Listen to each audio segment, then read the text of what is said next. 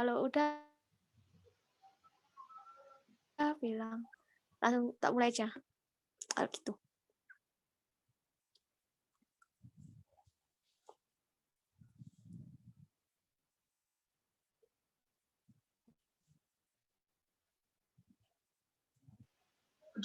Udah tak record. Ya, ayo. Assalamualaikum warahmatullahi wabarakatuh. Selamat sore semuanya. Terima kasih kami ucapkan kepada Ibu Ayu Ningtyas selaku dosen mata kuliah biokimia yang telah memberikan kami kesempatan untuk menyampaikan materi dengan judul mulai presentasi pada sore ini. Izinkan saya untuk memperkenalkan anggota kelompok kami terlebih dahulu. Yang pertama, ada saya sendiri, Rifa Okstina, nomor presensi 006, sebagai moderator. Yang kedua, ada Naila Zahra Diva Wijayanti, nomor presensi 007, sebagai pemateri 1. Ada Sekar Safitri, nomor presensi 008, sebagai pemateri 2. Nomor 009, sebagai pemateri 3. Selanjutnya ada Niken Dwi Rahmawati, nomor presensi 010, sebagai pemateri 4. Dan yang terakhir ada Sherlyn Febrianti Violeta Dewi, nomor 011, sebagai pemateri 5. Adapun pembahasan yang akan kami bahas pada presentasi kali ini, yang pertama ada pengertian enzim dan koenzim, yang kedua ada macam-macam enzim, yang ketiga ada cara kerja dan sifat kinetik enzim, yang keempat ada regulasi dan aktivitas enzim. Langsung oleh Naila Zahra Diva Wijayanti. Waktu dan tempat saya persilahkan. Baik, terima kasih moderator atas waktunya. Saya akan menjelaskan tentang pengertian enzim dan koenzim. Pengertian enzim. Enzim adalah biomolekul yang berfungsi sebagai katalis atau senyawa yang mempercepat proses reaksi tanpa habis bereaksi dalam suatu reaksi kimia. Kemudian pengertian koenzim ialah sebuah zat yang bekerja dengan enzim untuk memulai atau membantu fungsi enzim. Koenzim ini tidak bisa berfungsi sendiri dan membutuhkan kehadiran enzim, sebuah non-protein organik yang memainkan peran penting dalam beberapa reaksi yang dikatalis oleh enzim itu sendiri. Sekian waktu dan tempat, saya kembalikan kepada moderator. Baik, terima kasih. Yang selanjutnya ada macam-macam enzim yang akan disampaikan oleh pemateri 2 kepada Sekar Safitri. Dan tempat saya silakan. Baik, saya akan menjelaskan tentang macam-macam enzim.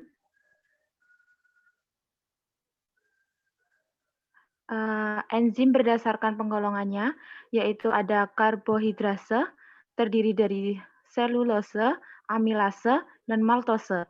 Yang kedua ada protease, yang terdiri dari pepsin, tripsin, dan renin. Yang ketiga ada esterase, yang terdiri dari lipase, fosfatase. Selanjutnya, enzim berdasarkan proses metabolisme, yaitu golongan enzim oksidoreduktase, jenis enzim dehidrogenase, peranan enzim yaitu mengubah ikatan tunggal menjadi ikatan rangkap. Yang kedua, oksidase, peranan enzim melakukan oksidase atau menerima oksigen atau melepas elektron. Yang ketiga, hidrosilase, peranan enzim yaitu menggabungkan gugus hidroksil. Yang B yaitu transferase, mengkatalis perpindahan satu gugus karbon, misalnya gugus aldehid, keton, gugus fosforil atau gugus amino. Selanjutnya. Yang C, hidrolase, terdiri dari peptidase, ekstrase, glikosidase, fosfatase. Yang keempat, liase, yaitu mengkatalis penambahan gugus pada ikatan rangkap. Yang Yang kelima, ligase, yaitu mengkatalis reaksi penggabungan antara satu molekul dengan molekul yang lainnya, melibatkan hidrolase dari ATP. Yang keenam, isomerase, yaitu mengkatalis perpindahan suatu gugus ke tempat lain dalam satu molekul. Baik, waktu dan tempat saya kembalikan ke moderator. Terima kasih. Selanjutnya ada cara kerja enzim yang akan disampaikan oleh pemateri 3 kepada Anissa Siti Nurjana. Waktu dan tempat saya persilakan. Baik, terima kasih kepada moderator. Materi selanjutnya yaitu adalah cara kerja enzim. Cara kerja enzim ini dibagi melalui dua teori. Yang pertama ada teori gembok kunci dan yang kedua ada teori induksi. Selanjutnya. Yang pertama teori gembok kunci. Penemu teori ini adalah Emil Fischer pada 1894. Dalam teori ini, enzim tidak akan berikatan dengan substrat yang memiliki bentuk yang sama atau spesifik dengan sisi aktif dari enzim. Artinya hanya substrat yang punya bentuk yang sesuai secara spesifik dapat berhubungan dengan enzim tersebut.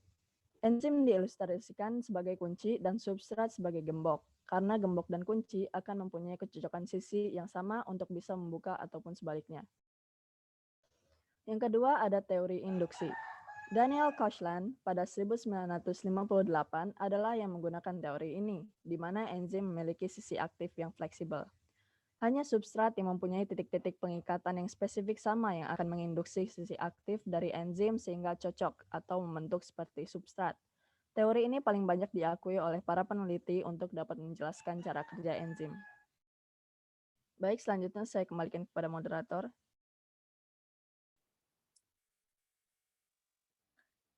Terima kasih.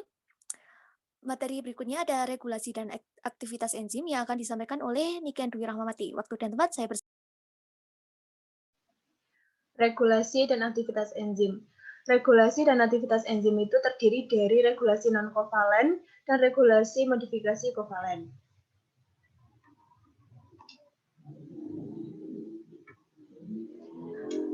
Pencapaian regulasi enzim.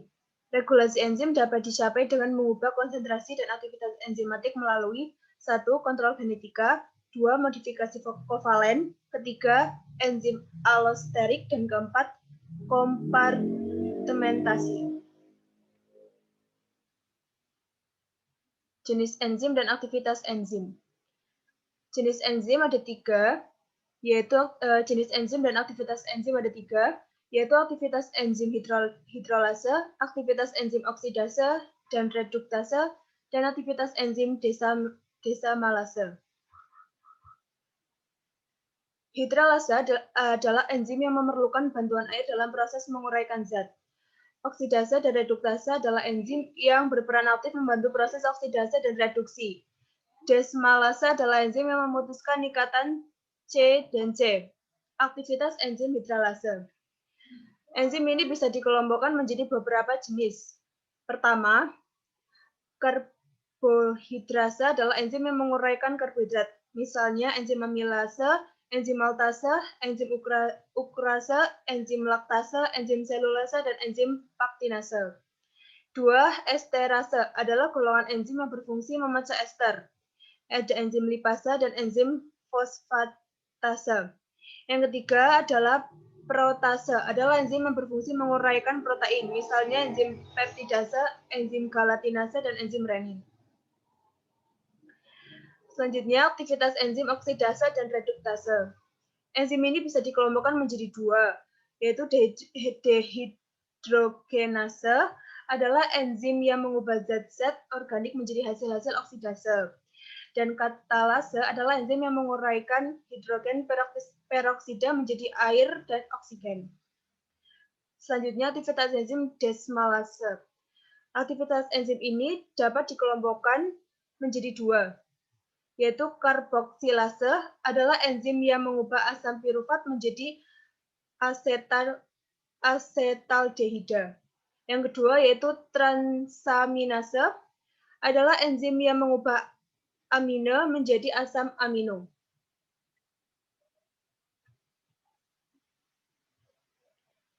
Selanjutnya yaitu kontrol aktivitas enzim.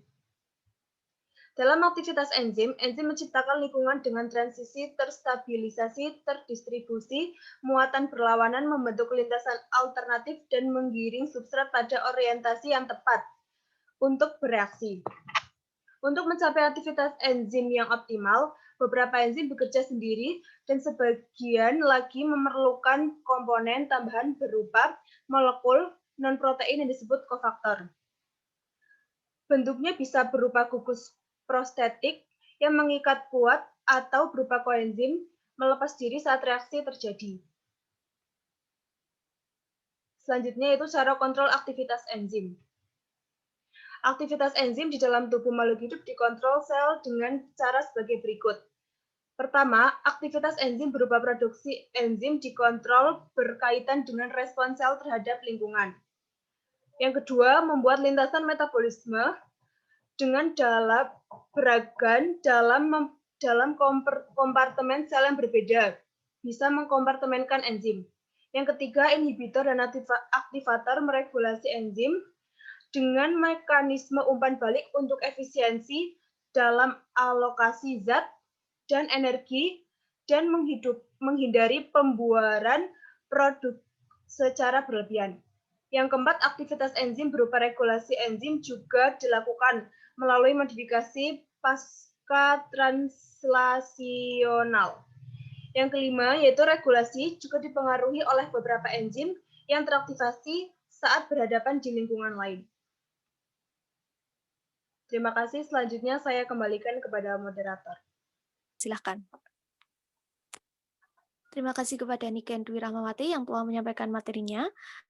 Adapun materi yang terakhir adalah faktor yang mempengaruhi aktivitas enzim yang akan disampaikan oleh Sherlyn Febriati Violeta Dewi. Waktu dan tempat saya persilahkan. Baik, terima kasih waktunya moderator. Faktor yang mempengaruhi aktivitas enzim. Slide selanjutnya.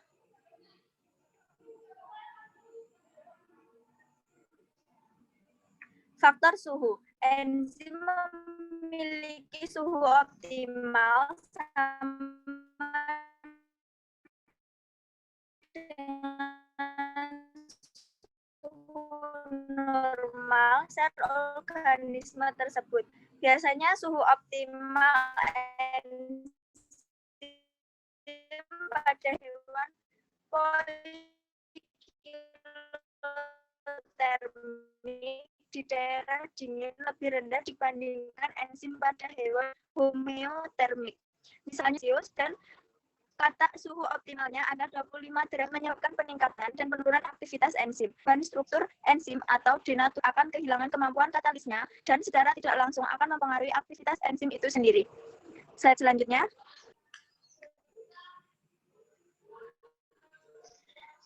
Faktor pH. Semua enzim dan aktivitas enzim cukup peka terhadap perubahan derajat keasaman atau pH. Aktivitas enzim menjadi terhenti jika diperlakukan pada asam basa yang bersifat kuat sekali. Pada umumnya, aktivitas enzim maupun penurunan pH mengakibatkan aktivitas enzim. Selanjutnya, faktor inhibitor. Inhibitor adalah senyawa yang mampu menghambat kerja enzim. Senyawa ini menyebabkan aktivitas enzim terganggu sehingga enzim tidak bekerja secara optimal. Inhibitor dibagi menjadi dua, yakni inhibitor kompetitif, yang merupakan suatu senyawa kimia yang menyerupai struktur substrat dan akan bersaing dengan substrat untuk menempati sisi aktif enzim.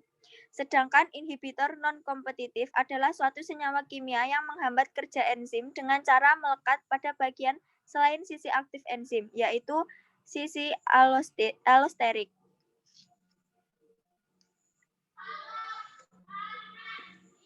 Faktor konsentrasi substrat. Laju suatu reaksi enzimatik akan meningkatkan seiring dengan penurunan konsentrasi substrat.